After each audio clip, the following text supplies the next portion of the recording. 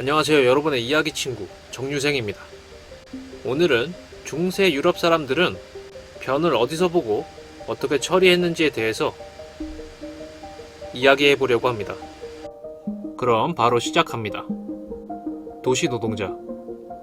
중세 초기 도시인들은 정원 구석에 만들어진 후미진 변소에 볼일을 봤습니다.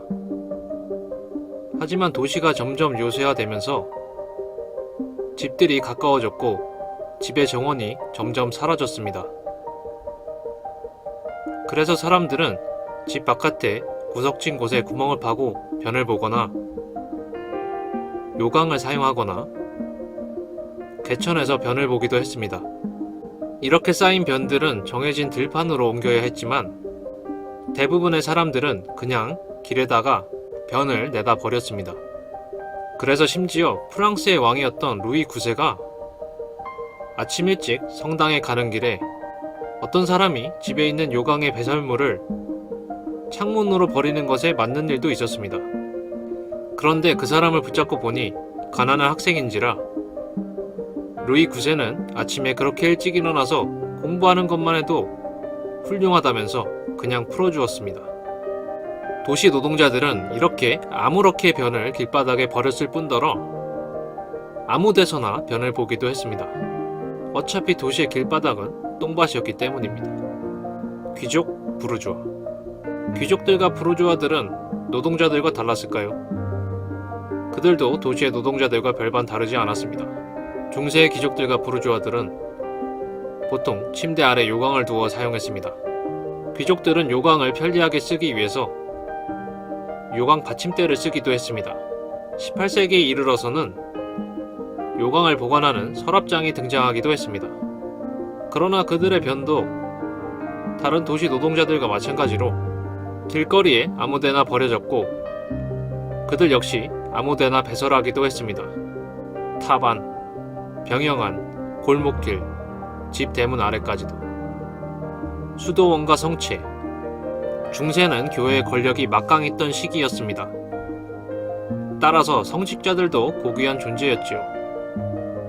그런 성직자들이 있던 수도원은 도시인들과 좀 달랐을까요? 11세기 수도원은 건물 밖에 벽으로 둘러친 깊은 구덩이가 있어 성직자들이 그곳에서 변을 보았습니다. 그러다 11세기 중반에서 13세기 말에 오면 대부분의 종교 건물에서 별채를 따로 만들어 본 건물과 연결시키고 별채의 변소에서 변을 받습니다. 14세기 이르러서는 수도원 건물의 방 가운데 두 줄로 정렬한 좌대를 설치해 변을 받습니다. 종교인들은 변소에 갈 때 자신이 누구인지 알지 못하도록 망토에 달린 두건을 얼굴 위로 푹 눌러 썼다고 합니다. 중세는 수많은 전쟁이 있었던 시기이기도 합니다. 성을 지키던 병사들은 어떻게 변을 받을까요?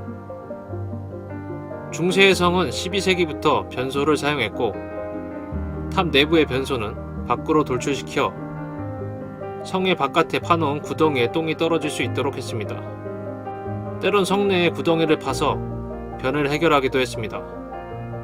이 똥 구덩이는 우블리에트라고 불렸는데 이는 지하 감옥이란 뜻으로 때때로는 진짜 감옥으로 쓰였습니다.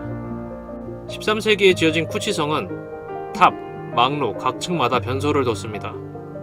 망로에는 배설물이 성의 중앙지하 깊게 판 똥 구덩이로 쉽게 떨어질 수 있도록 기발한 장소에 변소를 뒀습니다. 마르쿠치 성의 경우 변소를 성벽 안에 만들어 변이 바깥의 구덩이가 아닌 성 지하에 입구가 좁고 바닥이 넓은 구덩이로 떨어지게 했습니다. 왕. 최고 신분인 왕은 자신의 백성들과 달랐을까요? 중세시대 프랑스 왕들은 기본적으로 궁전의 정원과 뜰에 변소를 두어 변을 처리했습니다. 하지만 기록에 따르면 샤르마뉴 대제는 다른 이들과 마찬가지로 아무데서나 변을 보았다고 합니다. 배설에 있어서는 노동자나 왕이나 별반 다를 게 없었다는 말이죠. 이것으로 오늘 영상을 마치겠습니다. 시청해주신 벗들에게 감사드립니다.